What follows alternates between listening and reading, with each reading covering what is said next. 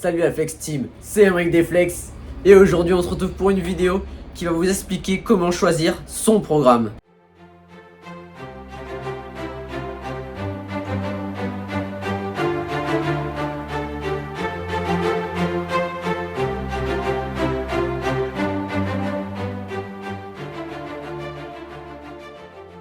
Donc le but de la vidéo d'aujourd'hui, c'est de savoir comment choisir son programme en fonction de plusieurs paramètres. Et ces paramètres qu'on va définir ensemble. Donc tout d'abord, pour bien choisir son programme, comme je l'ai dit, il faut choisir les bons paramètres.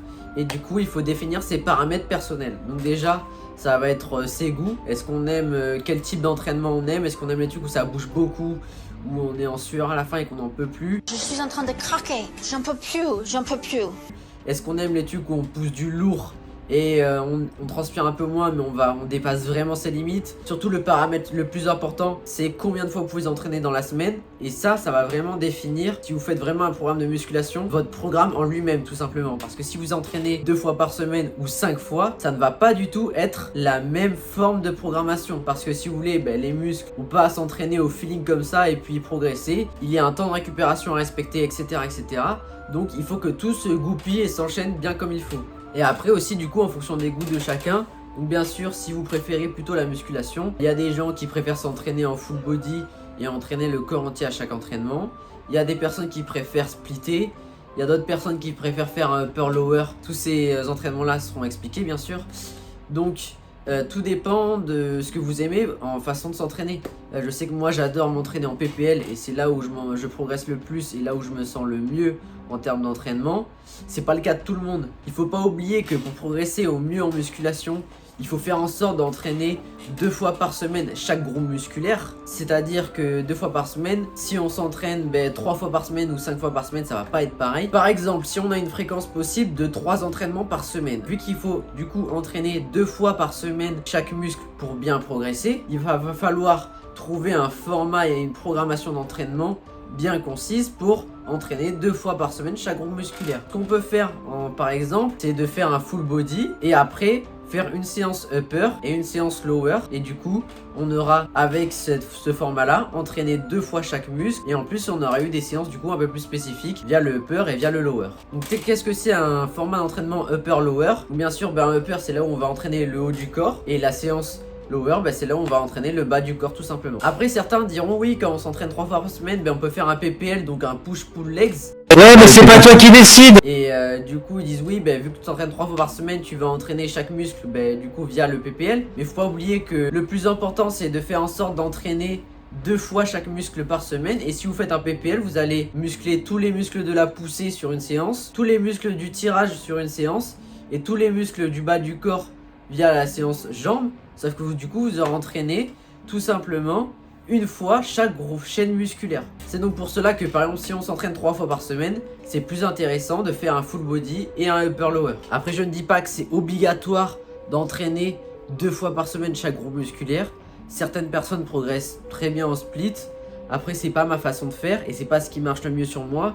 Et sur ce que j'ai testé sur les personnes que j'ai entraînées dans ma carrière de coach, c'est pas ce qui a marché pour le mieux. Après c'est pas ce qui marche le moins bien non plus. Et bien sûr, comme je l'ai dit au début de la vidéo, tout dépend des goûts. Tout simplement, si vous préférez matraquer un groupe musculaire sur une séance entière et on y va à fond, pas de souci. Si c'est ça qui vous plaît, go. Après voilà, je trouve tout simplement qu'en termes de résultats, en général, en règle générale, si on fait un pourcentage, en général, on progresse mieux, oui, si on s'entraîne chaque groupe musculaire 2 fois par semaine. Regarde, l'exemple, elle est tout à fait...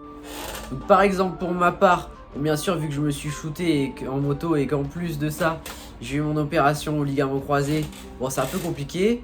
Mais du coup, en général, quand personnellement je m'entraîne, je m'entraîne personnellement 3 fois par semaine. C'est-à-dire que je fais une séance push, une séance pull, et après je fais une séance upper-lower en 3e séance. Et du coup pour le bas du corps, vous dire ah moi tu travailles pas le bas du corps. Si, bien sûr que je travaille le bas du corps, mais bien sûr je le travaille 2 fois par semaine. Ok. Donc après pourquoi j'utilise cette programmation là? Parce que déjà de 1 c'est la programmation qui me plaît, celle où je me sens le plus à l'aise et qui me donne envie de m'entraîner.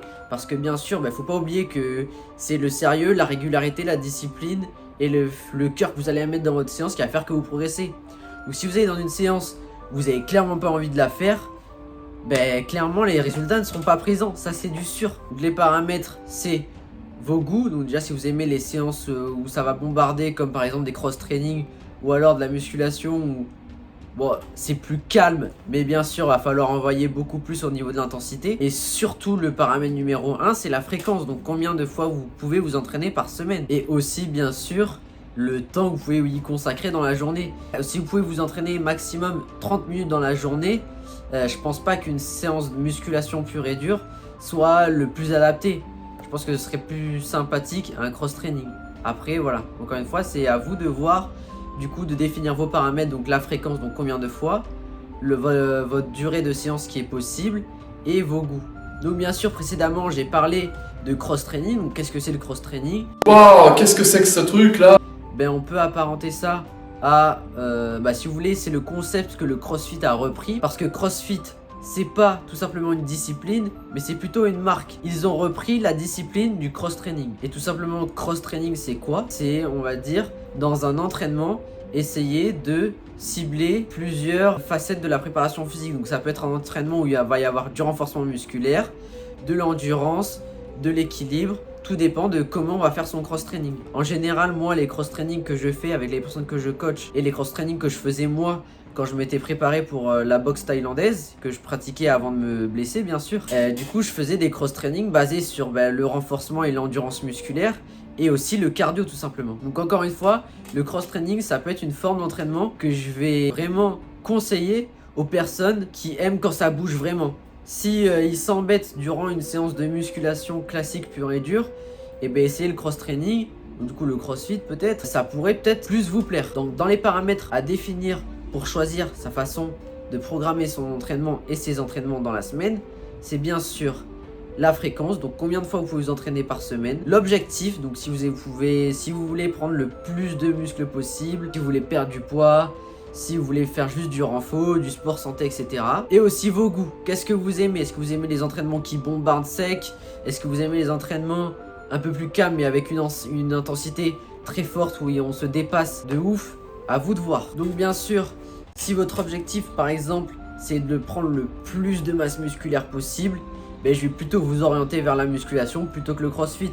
Parce que le crossfit ou le cross-training, c'est pour développer un ensemble, alors que la musculation, c'est beaucoup plus spécialisé autour de la prise de masse musculaire. Si votre objectif, c'est bien sûr de vous préparer par exemple à un effort très intense, comparé par exemple à un sport de combat, donc si vous boxez, je vais plus vous orienter vers les cross-training, parce que les cross-training, on va pouvoir travailler plusieurs facettes de la préparation physique, que ce soit le cardio, le renfort, l'endurance musculaire, etc., etc. En tout cas, j'espère que cette petite vidéo sur la programmation de votre entraînement vous a plu et vous a aidé surtout, parce que c'est ça mon but. Si vous voulez que je vous fasse une vidéo, par exemple sur les différents programmes en musculation, que ce soit le PPL, le Pearl Lower, le Split, le Full Body, si vous voulez une vidéo où j'explique tous les formats d'entraînement, ben je peux vous faire ça.